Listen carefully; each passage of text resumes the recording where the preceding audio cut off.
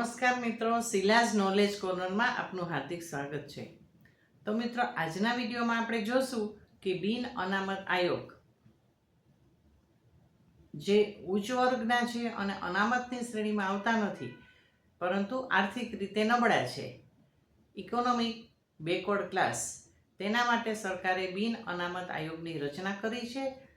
બિન અનામત આયોગ હેઠળ કયા કયા લાભ મળવાપાત્ર છે વિદ્યાર્થીઓને અને નોકરી શોધતા ઉમેદવારોને, તો આજના વિડીયોમાં આપણે આ અંગેની ચર્ચા કરશું.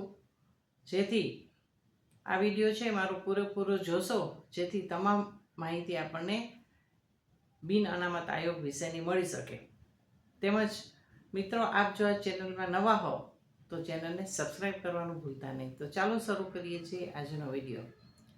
તો મિત્રો, ગુજરાત સરકાર દ્વારા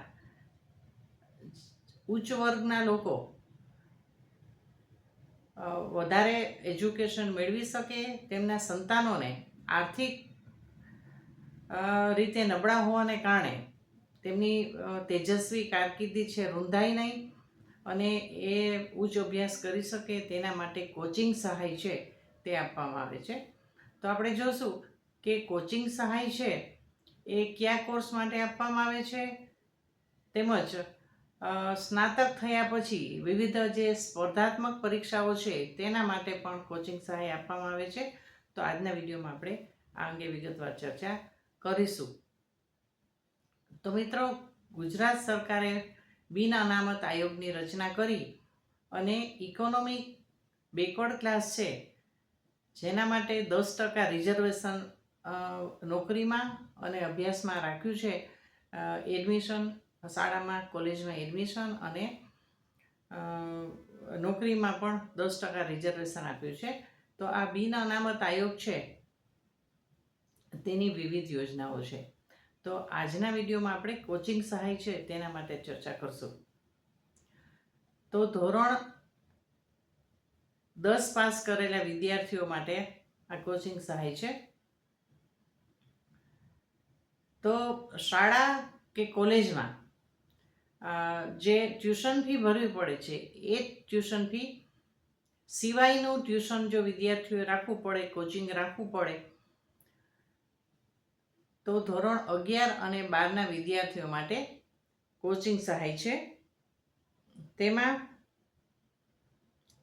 લાયકાત છે કે જે દંપતીની વાર્ષિક આવક 4.5 લાખ રૂપિયા, 4.50 લાખ રૂપિયા અથવા તો તેનાથી ઓછી હોય, તેમના સંતાનોને આ સહાય મળવાપાત્ર થાય છે. જે વિદ્યાર્થીઓએ ધોરણ 10ની માધ્યમિક શિક્ષણ બોર્ડની પરીક્ષામાં 70% માર્ક્સ મેળવ્યા હોય અને સાયન્સ પ્રવાહમાં ધોરણ 11 અને 12માં પ્રવેશ લીધો હોય, તેમને કોચિંગ સહાય મળવાપાત્ર થાય છે.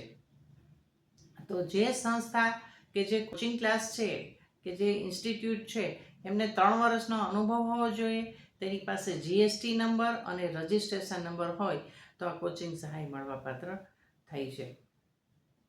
તો કેટલી કોચિંગ સહાય મળશે? તો ધોરણ 11 અને 12ના સાયન્સ પ્રવાહના વિદ્યાર્થીઓ છે જે ધોરણ 11 અને 12માં અભ્યાસ કરતા હોય, તેમને વાર્ષિક રૂપિયા 15,000 રૂપિયા છે એ કોચિંગ સહાય માટે મળવાપાત્ર છે. હવે આ સહાય છે વર્ષમાં એક જ વખત મળે છે અને વિદ્યાર્થી છે તેના ખાતામાં ડીબીટીથી જમા કરવામાં આવશે આ સહાયની રકમ. આ ધોરણ 11-12 સાયન્સ પ્રવાહ માટે છે.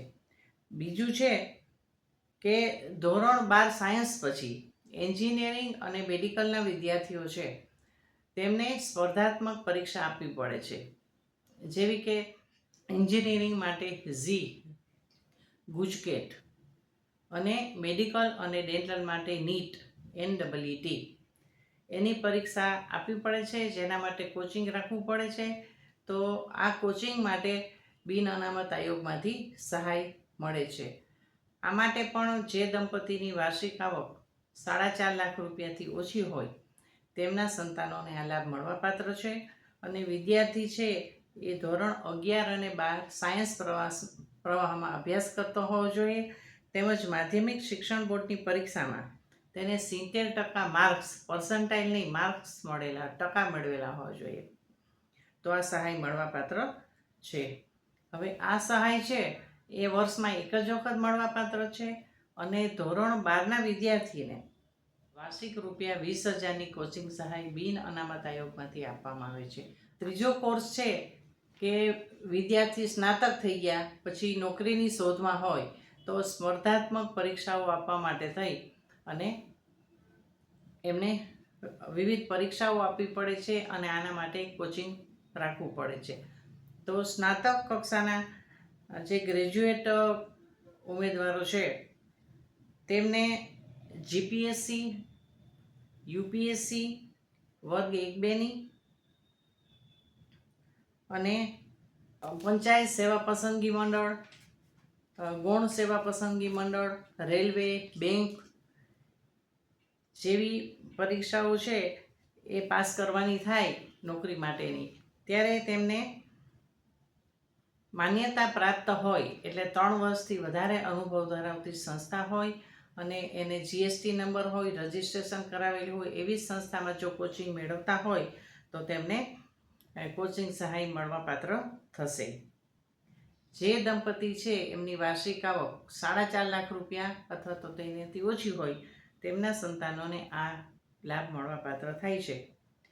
ધોરણ 12માં એટલે ઉચ્ચ માધ્યમિક શિક્ષણ બોર્ડ અથવા તો માન્યતા પ્રાપ્ત બોર્ડમાંથી ધોરણ 12ની પરીક્ષામાં 60% કે તેનાથી વધારે માર્ક્સ મેળવેલા હોય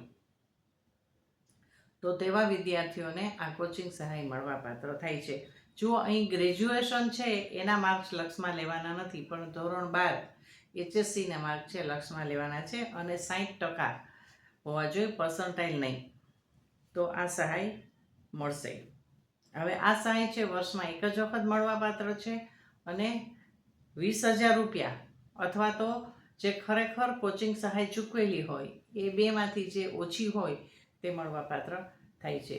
હવે આ કોચિંગ સહાય માટે તમે જે ફી ભરી હોય તો ફીની રિસિપ્ટ છે એ તમારે ફોર્મ ભરતી વખતે સાથે આપવાની છે, એટલે બેમાંથી જે ઓછી રકમ હોય એ મળવાપાત્ર છે. આવી રીતે કોચિંગ સહાય છે એ 3 જાતની વસ્તુમાં મળે છે.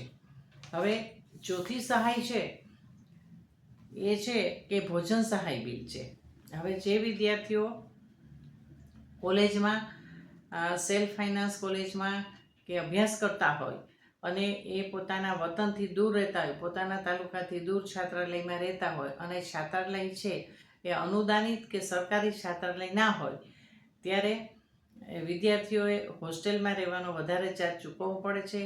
તો ત્યારે આવા વિદ્યાર્થીઓને દર મહિને ₹1200 લખે 10 મહિનાના ₹12,000 છે એ ભોજન સહાય બિલ પેટે બિન અનામત આયોગમાંથી ચૂકવવામાં આવે છે.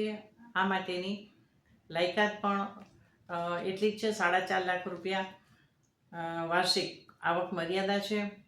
વાલીની આવક છે ₹4.5 લાખ કરતાં ઓછી હોવી જોઈએ અને બિન અનામત આયોગ હેઠળ એમની પાસે જાતિનું પ્રમાણપત્ર હોવું જોઈએ, ઇકોનોમિક બેકવર્ડ ક્લાસનું સર્ટિફિકેટ હોવું જોઈએ. હવે બિન અનામત આયોગની વેબસાઇટ છે www.guedc.gujarat.government.in છે. આ વેબસાઇટ તમે ખોલશો એટલે એમાંથી અરજીપત્રક છે એ તમે ઓનલાઈન ભરવાનું છે. તો મિત્રો, આ અરજીપત્રક સાથે તમારે કયા ડોક્યુમેન્ટની જરૂર પડશે તેની વાત કરીએ તો જે વિદ્યાર્થી છે કે જે નોકરી માટેના ઉમેદવાર છે તેમની આધાર કાર્ડની નકલ, આવકનું પ્રમાણપત્ર, ₹4.5 લાખથી ઓછી આવક હોય તો આવકનું પ્રમાણપત્ર છે, તાલુકા કક્ષાના તાલુકા વિકાસ અધિકારી શ્રી અથવા તો મામલતદાર શ્રીની સહીથી હોવું જોઈએ. પછી બિન અનામત વર્ગ છે એનું જાતિનું પ્રમાણપત્ર કઢાવેલું હોવું જોઈએ. પછી ઉંમરનો પુરાવો, એમાં સ્કૂલ એસી પણ ચાલશે. રહેઠાણનો પુરાવો, એમાં તમારા કોઈ ટેક્સ ભરતા હો, તમે લાઇટનું બિલ હોય એના પુરાવામાં એ ચાલશે, અથવા તો ચૂંટણી છે, ચૂંટણી કાર્ડ હોય તો સગીર વયના હશે એમની પાસે ચૂંટણી કાર્ડ નહીં હોય પરંતુ માતા પિતાનું લાઇટ બિલ હોય એ પણ ચાલે, બેંકની પાસબુકની નકલ હોય એ પણ રહેઠાણના પુરાવામાં ચાલે. એટલે ગુજરાતમાં રહેતા હોવા જોઈએ. ગુજરાત સરકારની યોજના છે, એટલે ગુજરાતના રહેવાસીઓ માટે છે. પછી અરજદારે એક બેંક એકાઉન્ટ ખોલાવવાનું છે. એ બેંક એકાઉન્ટ છે એમના પાસબુકની પ્રથમ પાનાની ઝેરોક્ષ નકલ છે સાથે બીડવાની છે. એટલા માટે કે એમાં બેંકની બધી ડિટેલ હોય કે કયા ખાતામાં પૈસા જમા કરવાના છે. એટલે બેંક એકાઉન્ટ છે એના નંબર સાથે દેખાય એ રીતે, સ્પષ્ટ દેખાય એ રીતે પ્રથમ પાનાની છે ઝેરોક્ષ નકલ સાથે બીડવાની છે. અને શૈક્ષણિક લાયકાતના પુરાવા છે એ સાથે બીડવાના છે.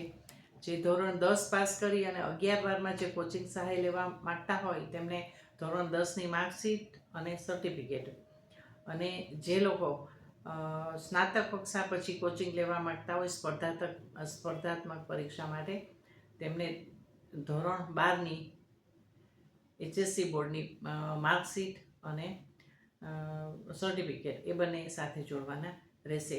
આ રીતે 4 જાતની સહાય બિન અનામત આયોગ છે એનાથી મળે છે. તમે આ વેબસાઇટની મુલાકાત લઈ અને તમે વધારે વિગત જાણી શકો છો.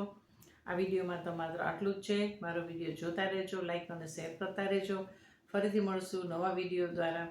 તેમજ સબસ્ક્રાઈબ કરવાનું ભૂલતા નહીં. ચાલો ત્યારે હું રજા લઉં છું. નમસ્કાર.